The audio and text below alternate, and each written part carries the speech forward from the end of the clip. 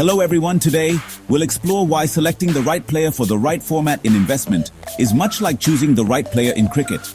Aim to choose an investment option as per your goal and risk appetite. In cricket, picking the right players for test matches, ODIs or T20s is crucial for the team's success. The same applies when selecting investment options. You need the right mix to match your goals and risk appetite. Test matches, long-term investments, players, established batsmen and bowlers. Investment options, blue-chip stocks, bonds, real estate. Strategy. These investments are like the steady players in test matches. They require patience and time to build up, but they provide consistent returns over the long term. One-day internationals, medium-term investments. Players, all-rounders. Investment options, mutual funds, ETFs, balance funds. Strategy ODI players adapt to different conditions and can shift gears as needed. Similarly, medium-term investments offer a balanced approach, providing growth while managing risk. T20 matches are like short-term investments. In these games, players are power hitters and strike bowlers.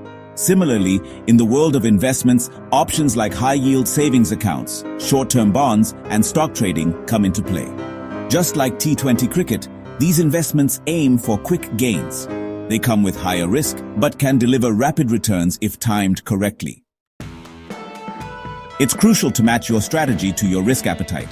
If you're a conservative investor, think of yourself as a defensive player. Focus more on test match-like investments, steady and secure. For moderate investors, who can be seen as all-rounders, a mix of test and ODI strategies is ideal, balanced with room for growth. And if you're an aggressive investor, much like a power hitter, lean towards T20 investments, higher risk, higher reward.